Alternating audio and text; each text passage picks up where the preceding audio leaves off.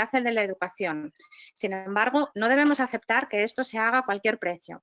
La Administración ha de garantizar que los centros educativos sean espacios seguros. Es imprescindible contar con unos protocolos rigurosos, formar al profesorado en materia de prevención y salud laboral y dotar a nuestros centros del personal y de los recursos necesarios para afrontar con garantías de éxito la gestión escolar de la pandemia. En defensa de la atención a la diversidad. La atención a la diversidad es uno de los ejes fundamentales para conseguir una escuela y, por extensión, una sociedad inclusivas. La atención a la diversidad debe garantizar la igualdad de oportunidades al alumnado con independencia de su origen o situación personal, tratando de eliminar las barreras para el aprendizaje que puedan encontrar a lo largo de la escolaridad y facilitando el acceso a todas las experiencias curriculares y sociales que brinda la educación.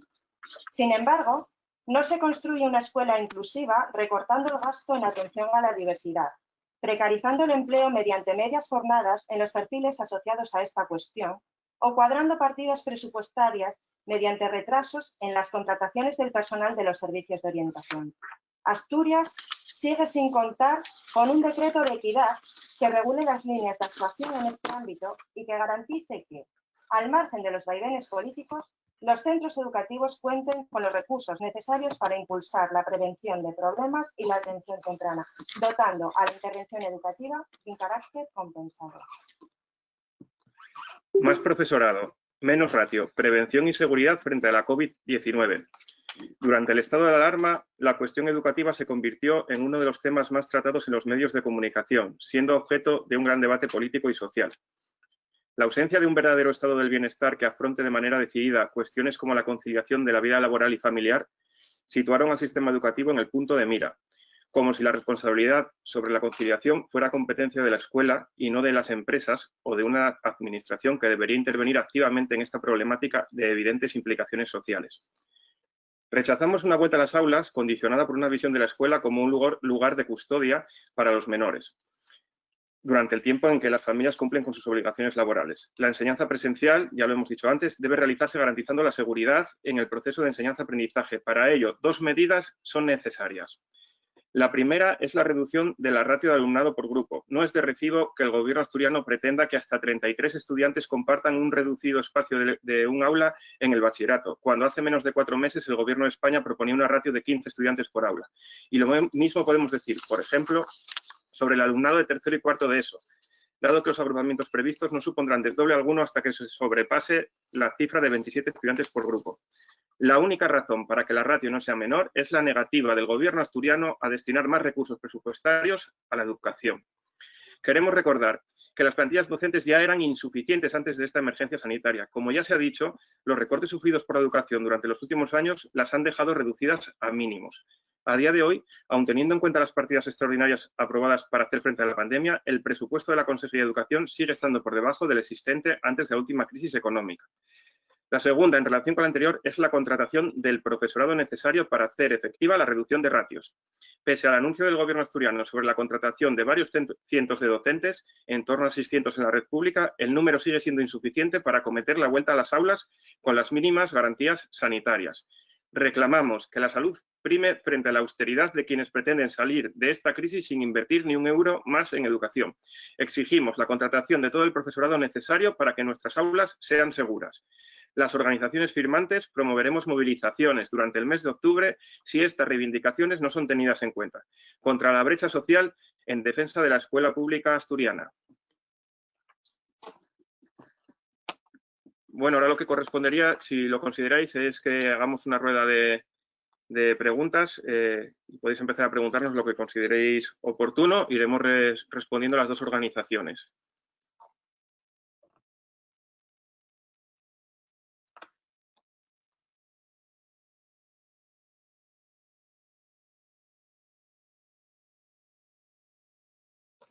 Hola, buenos días. No sé si me oís.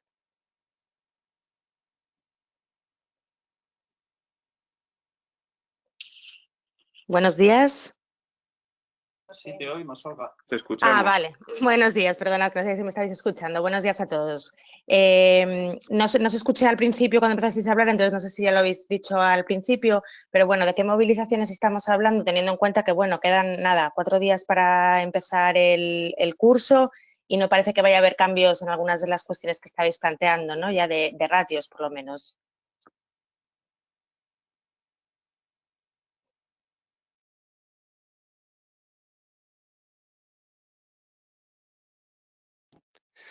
Al compañero de Soatea no se le escucha, perdonad.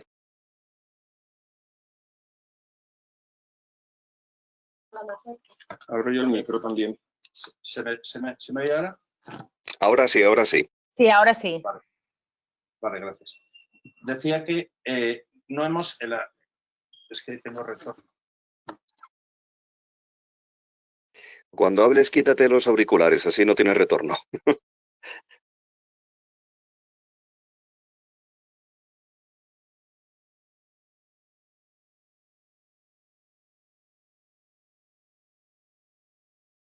Yo no escucho, no sé si los demás estáis escuchando, pero a ti no le oímos. Yo aquí. Tampoco le oigo. A ver, ¿ahora? Ahora sí. Pero te oímos a ti, Borja. A ver si a ti no.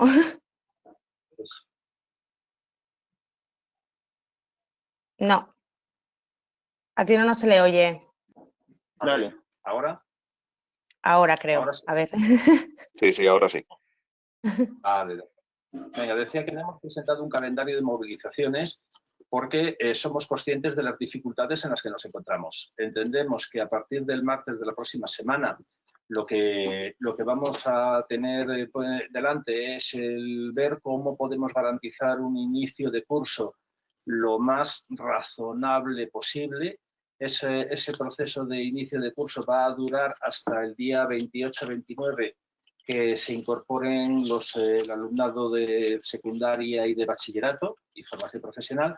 Y entonces, en estos momentos, vamos a intentar garantizar que eso pueda ponerse en marcha. Al mismo tiempo, vamos a hacernos presentes en los centros. Vamos a distribuir el manifiesto, vamos a ir recogiendo firmas del profesorado asturiano, reclamando lo que hemos expuesto aquí, básicamente todo lo que tiene que ver con el incremento de plantillas. Eso es una necesidad permanente. Todo lo de las ratios seguirá siendo algo lo que vamos a insistir a lo largo del curso, porque la evolución de la pandemia no nos deja claro cómo va a poder llevarse adelante todo lo que es el proceso de enseñanza en los centros. Entonces, eso va a ser así. Si se trata, o si lo que preguntáis en movilizaciones a nivel más de calle, la idea que tenemos es empezar planteando al profesorado la posibilidad de hacer algún tipo de concentración, algo que no tenemos todavía muy claro porque probablemente se vayan a modificar los horarios de entrada, de salida, para evitar aglomeraciones en los centros, se van a modificar las horas de recreo. Eso tenemos que ir estudiándolo y a partir de ahí nosotros pensamos que para la primera quincena de octubre, cuando todo esto esté ya en funcionamiento, iremos viendo también un poco, en función de la respuesta que vaya dando el profesorado, cómo podemos escalar, bueno, pues hasta conseguir que esta administración haga caso a lo que no ha hecho caso a lo largo de todos estos meses que hemos venido intentando negociar con ella. Sí, bueno, por añadir un par de cosas. La idea, como bien dice Tino, es garantizar que el inicio de curso se haga con normalidad, es decir, no vamos a interferir en el inicio de curso. Por tanto, estas primeras semanas nuestra idea es que la movilización sea en las redes sociales, es decir, que la gente pueda firmar el manifiesto, tanto en los centros presencialmente como a través de plataformas en las redes, que haya una movilización cibernética, en el sentido de pues, que la gente se pueda adherir, que pueda grabar vídeos, que pueda compartir los carteles, etcétera, y conforme veamos cómo se inicia el curso y cómo se organiza, pues veremos qué tipo de movilizaciones se adaptan mejor a la nueva normalidad escolar. Lo decía Tino, ahora mismo va a haber distintos recreos, distintas entradas y distintas salidas que imposibilitan las concentraciones tradicionales que hacíamos hace años en otros cursos, pero posiblemente podamos hacer otro tipo de movilización. En función de cómo veamos que quedan organizados los centros, pues a lo mejor lo que hacemos es concentraciones en otros horarios o en otros espacios, o una única movilización unitaria, o varias movilizaciones a la vez en distintos municipios, lo que sea. Vamos a ir viéndolo en función de cómo empiece el curso y cómo estén los centros organizados. Hola, buenos días. Querría preguntaros sobre el tema de protocolos. Habéis señalado que es necesario que haya protocolos rigurosos. ¿En qué aspectos pensáis que los protocolos que hay están fallando? Y si tenéis información sobre si el de transporte escolar está allá, porque ayer dijo la consejera Melanie Álvarez que estaban trabajando en ello. Bien,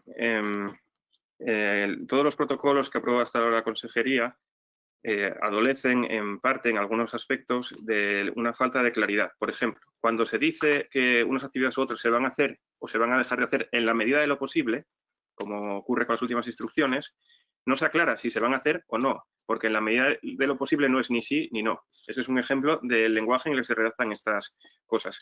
O cuando no se aclara qué tipo de mascarillas se utilizan, depende en qué contextos. Por ejemplo, ¿qué debe hacer el profesorado de educación infantil cuando está trabajando con alumnado menor de 6 años que no lleva mascarilla? ¿Qué tipo de mascarilla tiene que llevar? Pues no lo sabe nadie en la consejería porque los protocolos no están redactados de manera clara y no prevén los supuestos prácticos en los que trabaja el profesorado en el día a día. Por tanto, hace falta una mayor precisión en las instrucciones y quizás una mayor participación del propio profesorado, que somos los que vemos los problemas que hay en los centros y los que podríamos plantear una serie de cuestiones prácticas, situaciones concretas que vemos que tenemos cada día para que ellos respondan a esas situaciones. Pero eso todavía no se ha hecho. Sí, poco que añadir. Decía, los protocolos en papel soportan todo.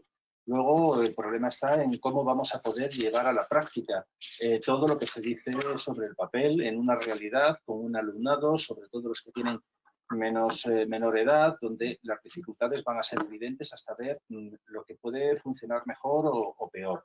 En todo caso, tenemos pendientes todo lo que tiene que ver pues con algunos aspectos que creemos que no están recogidos para el alumnado de PT o de AL, la necesidad de batas, equipos de protección individual, para el profesorado que va a estar en centros haciendo itinerancias, cómo va a ser el protocolo de protección, se le va a dar en cada uno de los centros a los que tenga que acudir equipos diferentes. Bueno, lo que tememos es que hay una serie de cuestiones de carácter general que nos preocupa ver cómo se van a concretar en el momento en el que comiencen las actividades normales lectivas. Buenos días. Yo quería preguntarles si hay miedo entre el profesorado, porque están apelando a una escuela segura, sobre todo decían antes, bueno, porque los niños menores de 6 años no van a llevar mascarilla, entonces ese profesorado va a estar más expuesto al virus. Entonces, si os trasladan desde el profesorado que hay miedo de contagio. Gracias. Bueno, yo creo que sería una irresponsabilidad si alguien dijera, no, yo no tengo miedo, no tengo ninguna preocupación, estoy deseando que inicien las actividades, el curso, para poder trabajar con normalidad. Eso sabemos que no va a ser así. Entonces, nosotros lo que podemos percibir es que hay un estado de ansiedad generalizado. Hay dudas, hay un cómo va a funcionar esto, qué es lo que va a pasar, hay ciertos temores, hay profesores, profesoras que conviven con personal de riesgo, que conviven con ancianos, con personas mayores en su domicilio familiar. Hay profesorado que es en sí mismo grupo de riesgo por enfermedades infecciosas, por trasplante. Claro, todo eso genera un estado de ansiedad que entendemos que es inevitable.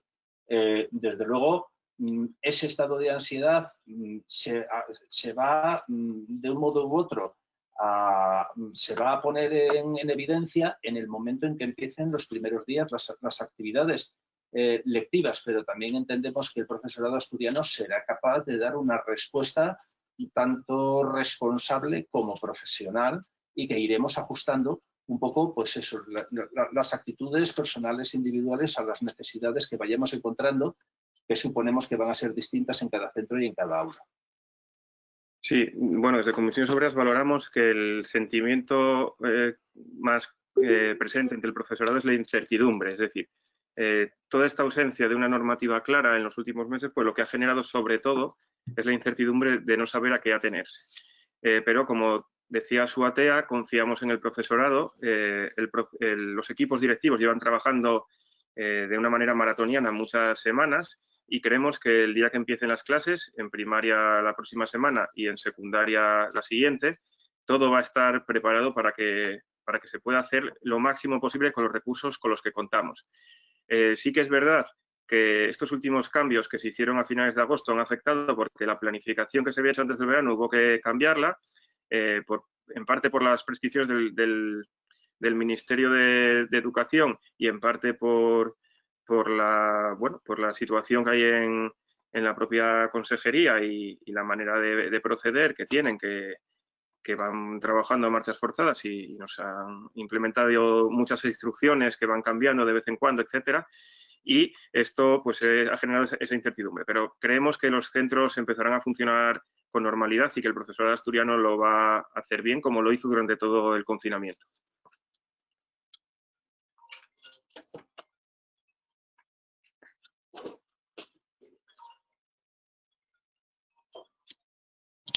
Buenas, soy Olga de nuevo. Os quería preguntar cuál creéis que es el principal o los principales problemas ahora mismo para empezar el próximo martes el curso. Quiero decir, los equipos directivos están un poco desesperados, ¿no? Con cuestiones de comedor, de transporte, de las entradas, salidas, de la indefinición que hablabais ahora en el uso de mascarillas. Por otro lado, habláis de que se va a poder empezar con normalidad, pero ¿cuáles son los principales inconvenientes o problemas más urgentes que habría que solucionar de aquí al martes o, bueno, de aquí a la próxima semana? Bueno, pues hay temas concretos en los centros que siguen sin tener una respuesta clara. Desde cosas que están sin solucionar, pues algunas las decías tú. Los comedores, pues los primeros días van a tener que marchar para casa sin comer porque la jornada continua en septiembre se eliminó y van a tener que marcharse a comer a las 4 de la tarde sin haber comido en el centro. Ese es un problema gordo cuando estamos hablando de alumnado que algunos tienen 3 años. Eso es desastroso para ese alumnado. Luego tenemos el problema del transporte escolar, que también hay un montón de cosas por hacer. Las rutas de transporte, algunos cambios que había que hacer todavía no están definidos y que los propios horarios de los centros, para adaptarlos y modificarlos, tienen que coordinarse con el consorcio de transporte. Entonces hay gente que todavía no ha podido hacer eso. Y aparte de comedor y del transporte, el otro problema yo creo que es burocrático, que es el plan de contingencia, que han tenido muy poco tiempo para elaborarlo. Pero, al menos los contactos que hemos tenido con los equipos directivos, todas las entradas, salidas, etcétera, están ya más o menos organizadas. Faltan, pues, por ejemplo, en secundaria falta todavía el reparto de los horarios en muchos centros, falta el visto bueno al horario general que van a tener, aquellos que tienen problemas de espacios. Bueno, faltan, desde la perspectiva de la burocracia, unas cuantas cosas que en parte tienen que ver con la dimisión de la directora general, que es la que firma todo ese tipo de autorizaciones, y esperamos que se recupere la normalidad a partir de hoy, que ya hay otra directora general. Por poner un ejemplo, ayer había un colegio en el occidente, en Proaza, que lleva sin limpiarse desde el 18 de marzo. Por problemas de coordinación con el ayuntamiento, etcétera. Bueno, pues ese tipo de cosas concretas hay que solucionarlas ya, porque el curso empieza la semana que viene.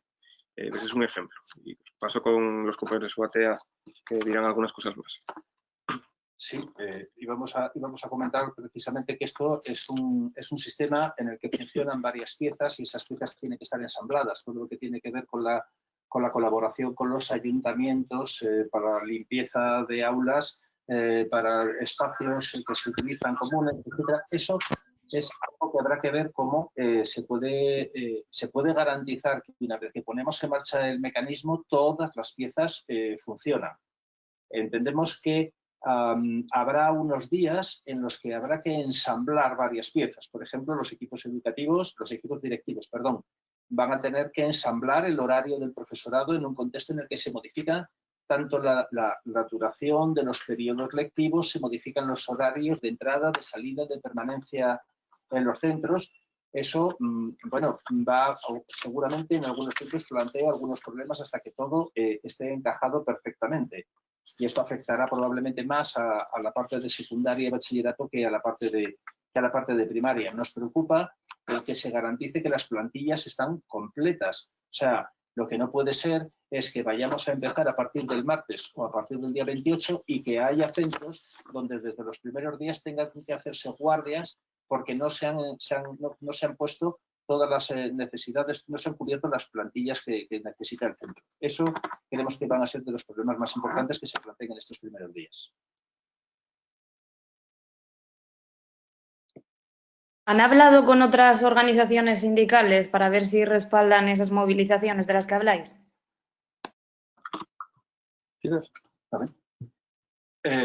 Esto, digamos que es un primer paso para, bueno, en la medida de lo posible, poner en marcha un mecanismo de movilización al que nos gustaría que, bueno, pues, pudieran participar y se unieran todas las organizaciones que en un momento determinado se sientan partícipes de cosas como las que decimos aquí, que son, entendemos que reivindicaciones sencillas de asumir y transversales para todo lo que es el profesorado.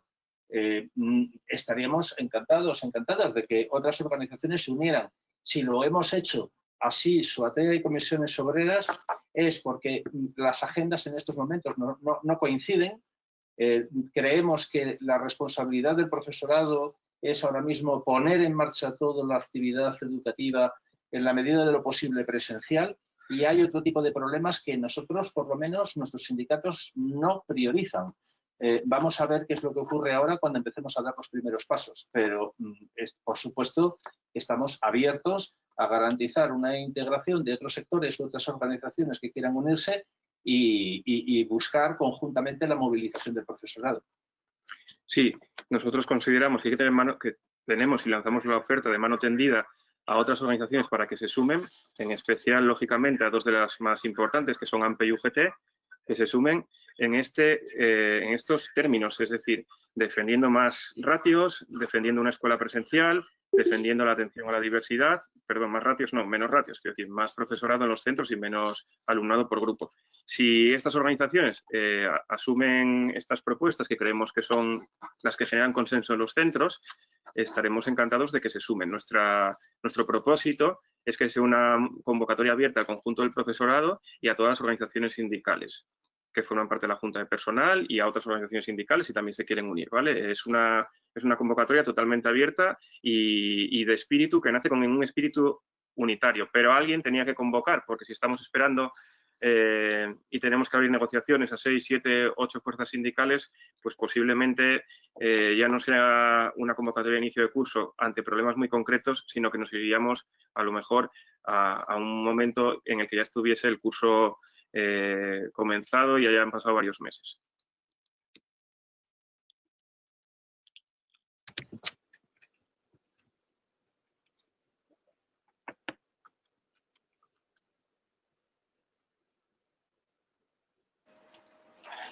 Hola, os quería pedir, bueno, ¿qué mensaje lanzáis a las familias, ¿no? Estabais hablando de la ansiedad o de las incertidumbres con las que empieza el profesorado, ansiedad que se puede trasladar también, ¿no?, a las familias, cierto miedo de contagio de los niños.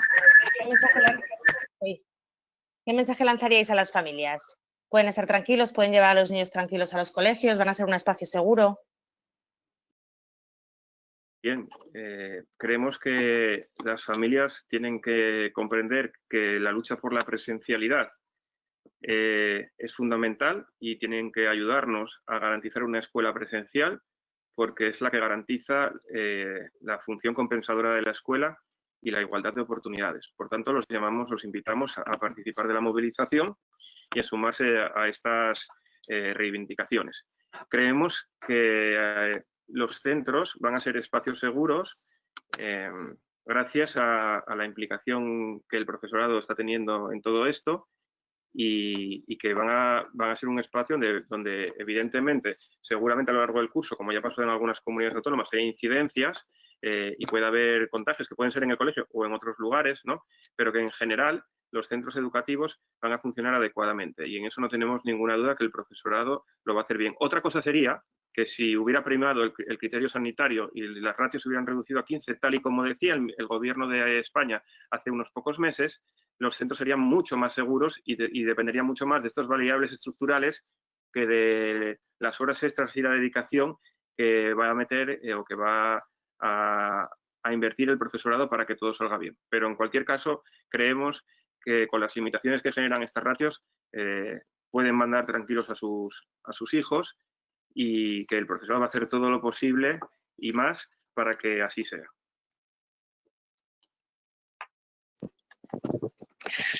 Sí, lo primero creo que hay que señalar, hay que intentar que no se nos olvide que estamos viviendo una experiencia que es totalmente nueva. O sea, tenemos experiencia en lo que ha sido el periodo de confinamiento, pero no tenemos experiencia de presencialidad en el momento de la pandemia. Entonces nos enfrentamos a una situación totalmente nueva y vamos a ver un poco cómo podemos poner en marcha todos los mecanismos. Nuestros sindicatos, tanto Comisiones Obreras como SOATEA, hemos apostado siempre por la presencialidad, porque entendemos que el hecho educativo es un hecho presencial. Y vamos a intentar garantizar, en la medida de lo posible, que los centros, la presencia de los alumnos y de las alumnas en los centros, se convierta en un elemento seguro. Nos dicen en todos los sitios que no existe la posibilidad de garantizar un riesgo cero. Pero es verdad que tenemos que transmitir a las familias que tanto la responsabilidad del profesorado como, sobre todo, el trabajo que durante todos estos meses de verano han venido haciendo los diversos equipos directivos, ¿vale? Con la aplicación de los protocolos de entrada, de salida, de señalización, de la modificación de horarios para evitar la concentración de alumnado a la entrada, a la salida, en los recreos, todo ese tipo de cosas forman parte de las piezas que tenemos que ver cómo ensamblamos y insisto un poco en que sí que podemos saber de trabajar en periodo de confinamiento, pero la parte que iniciamos ahora es una etapa nueva dentro del periodo de pandemia.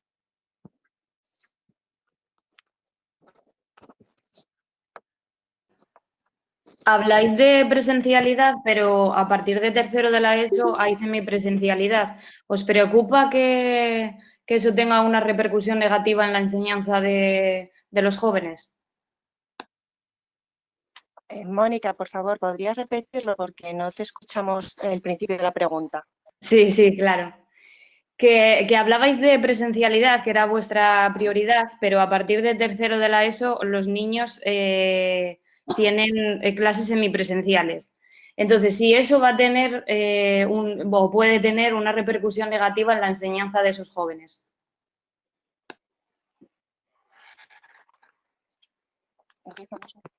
¿Quién empieza? No lo sé. Sí, ¿Me escucháis? ¿Hola? Sí, se escucha. Sí. Ha habido la conexión, estamos aquí peleando con el ordenador. Bueno, la mejor opción para la enseñanza está claro que es la enseñanza presencial y por eso la hemos defendido desde el primer momento. Cuando se introducen cuestiones como la enseñanza semipresencial, que se hace por un criterio de ahorro económico, operan otra serie de factores, como la conocida brecha digital, que en realidad no es una brecha digital, más bien es una brecha social, en el sentido de que quien sufre la brecha digital son las familias con menos recursos, es decir, familias que están en una situación de riesgo de pobreza o de exclusión social directamente y con la presencialidad pues garantizaríamos la atención adecuada. Como sabéis, durante el confinamiento, el 15% del profesorado, que son 1.700 docentes, no tenía contacto con parte de su alumnado. Si multiplicamos eso o hacemos una regla de 3, saldrían más de 10.000 alumnos que no se sabía nada de ellos. La semipresencialidad no garantiza tener contacto con este alumnado, aunque sí que es cierto que la Consejería de Educación está haciendo una inversión en la compra de equipos y en la dotación de las aulas en los centros para poder al menos que haya las condiciones para que este alumnado pues pueda seguir las clases, es decir, entregarles equipos informáticos y conexiones para que puedan asistir a las clases virtuales. Pero no solo se trata de eso, la educación es mucho más que asistir a una clase en la cual pues se den una serie de conocimientos. Y luego, además, dificulta esto de la semipresencialidad la atención del alumnado con diversidad funcional, etcétera, ¿vale? Entonces creemos que debería de garantizarse en todo caso la enseñanza presencial y que si no se hace es por una cuestión económica. Sí, con el tema de la semipresencialidad venimos insistiendo en que no puede ser un elemento que se utilice desde la consejería para decir hemos encontrado la solución al problema de la ratio. A la mitad les dejamos en casa, la otra mitad está en el centro. Creemos que esa no es la solución, porque es una falsa solución. Lo que vamos a intentar garantizar es que ese alumnado del tercero, cuarto de la ESO y bachillerato pueda recibir la formación académica que le corresponde a este curso en igualdad de condiciones, o vamos a intentar estar pendientes para que eso sea así, porque creemos que lo que se están jugando, dependiendo de edad, de niveles, pero se están jugando cosas que pueden influirles en el resto de su vida. Estoy pensando en el alumnado que curse segundo de bachillerato en el curso que empieza ahora. En todo caso, hay que esperar también a ver cómo se aplica todo el tema de la semipresencialidad. Por ejemplo, en el centro en el que yo estoy, se están haciendo esfuerzos para intentar garantizar que el alumnado de segundo de bachillerato pueda ir a recibir clases presenciales. Vamos a ver si eso se puede mantener así o no. Creemos que habrá diferencia entre los centros urbanos, en determinados centros urbanos y otros de zonas rurales, donde la presión demográfica es menor y, por lo tanto, los grupos tienen una composición más reducida. Entonces, bueno, vamos a ver exactamente cuántos grupos de semipresencialidad hay y cómo se tutela las actividades en esos lugares donde el alumnado no pueda asistir en grupo completo a los centros.